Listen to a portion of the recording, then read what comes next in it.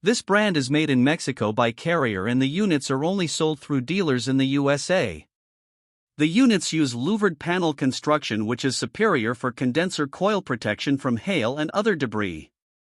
They have a durable baked-on paint with a polyester top coat to keep the units looking good for years to come, but they use R410A which is not as environmentally friendly as brands that use R32.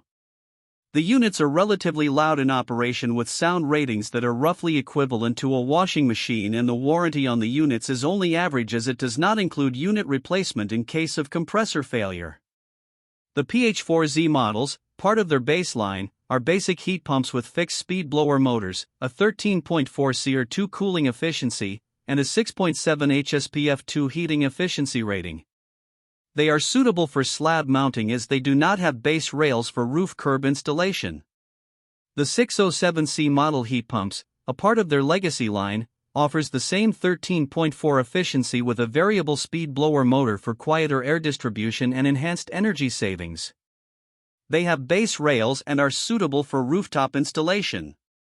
The 607E models, a part of their preferred series, are premium heat pumps with two-stage compressors, a 15.5 CR2 cooling efficiency, and a 7.5 HSPF2 heating efficiency.